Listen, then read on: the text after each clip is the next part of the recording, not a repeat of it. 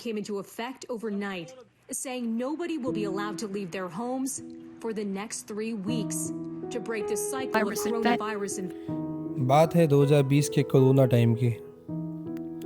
Lockdown था, हर जगह सन्नाटा, लोग घरों में बंद थे, पर सड़कों पे कुछ और ही जंग चल रही थी।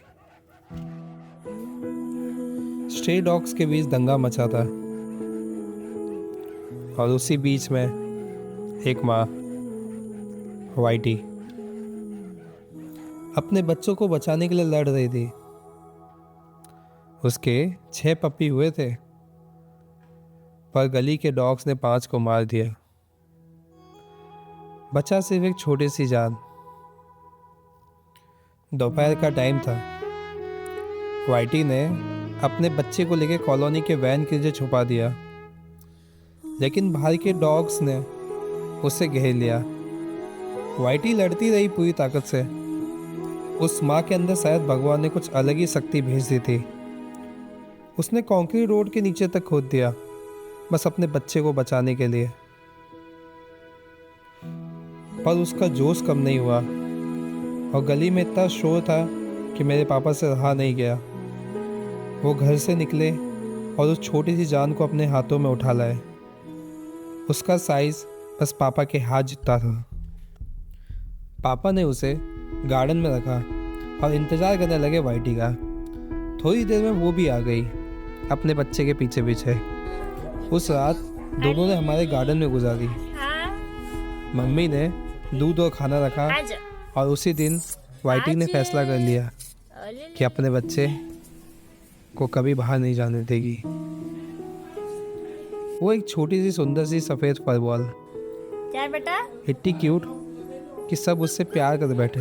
आवाज लगा रही है। 2 दिन बाद हम सब ने डिसाइड किया कि वो हमारी फैमिली का हिस्सा बनेगी।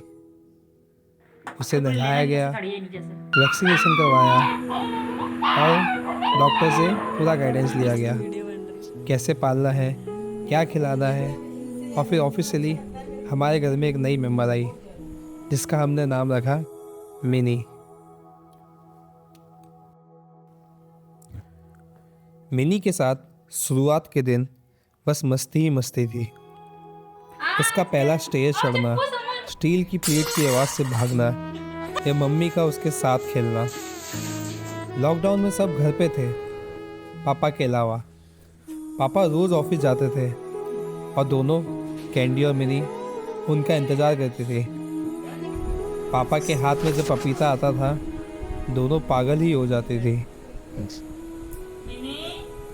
कैंडी जितनी मम्मी से अटैच थी, उतनी ही मिनी पापा से। वो पापा के साथ रहती, उनके रूम में सोती और उनके बिना खाना तक नहीं खाती। मिनी थी तो एक गुड गर्ल। 15 मार्च को हम मिनी का जन्मदिन मनाते थे, हृदय के जन्मदिन के साथ। केक, फोटो, मस्ती। Mini was always photogenic. फिर लकी भी आया, वाइटी का दूसरा बेटा, और हमारा घर पूरा डॉग फैमिली बन गया। पर जैसे जैसे टाइम बढ़ता गया, सब अपनी लाइफ में बिजी होने लगे।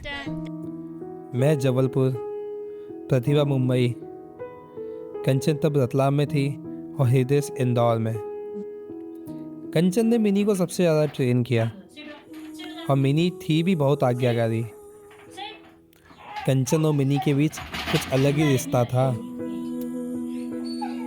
फिर एक दिन कंचन पुणे चली गई और हृदय घर रही, मिनी और कैंडी का ख्याल रखने। कुछ दिन बाद मिनी की तबीयत खराब हुई। डॉक्टर ने कहा कुछ सीरियस नहीं है, दवा दी और घर भेज दिया। वो दिन मुझे हमेशा याद रहता है। मैं बैडमिंटन खेल रहा था, हृदय का कॉल आया, मैंने काट दिया। फिर प्रतिभा का आया, मैंने फिर काट दिया। फिर वापस हृदय का कॉल आया और इस बार उसने रो के मुझे बोला, भैया मिनी नहीं रही। मैं तो जैसे जम गया। कुछ समझ ही नहीं आया। फिर उसने मुझे बोला, आप कंचन दीदी को बता दो प्लीज़। मैंने फिर कंचन को कॉल लगाया और बोला, कंचन मिनी नहीं रही। वो बोली, भैया ऐसे मत बोलो, भैया झूठ मत बोलो भैया। और मैं चुप हो गया। उस दिन सब रोए, पापा भी, पर आदमी कितना रोएगा। उन्होंने मिनी को खुद दफनाया। कैंडी ने सब देखा और उस दिन से कैंडी पापा से गुस्सा है। उसे लगता है पापा मिनी को कहीं छोड़ आए हैं। उस दिन घर से सारी खुशी चली गई थी। मिनी के बिना घर खाली लगता था। मैं आज तक एक्सेप्ट नहीं कर पाया हूँ कि मिनी नहीं रही, पर शायद ये वीडियो उससे कहने का एक तरीका है कि मिनी जहाँ भी हो, we loved you, we miss you Mini. तू होती तो तुझे तेरी भाभी से मिलवाता। प्रतिभा ने तेरे लिए कुछ लिखा है और ये लाइंस तेरे लिए। मेरी प्यारी मिनी, सबसे प्यारी तुम, सबकी प्यारी तुम। तुम्हारी शरारत अभी भी सबके दिल और दिमाग में है। पल भर में सब कुछ बदल गया। ये घर तुम्हारे जाने से खाली हो गया। पापा की लाडली तुम, मम्मी की प्यारी तुम, कंचन की आज्ञाकारी, भैया की दुलारी, छुटकी की न्यारी तुम। मेरी प्यारी मिनी, सबसे प्यारी तुम, सबकी प्यारी तुम।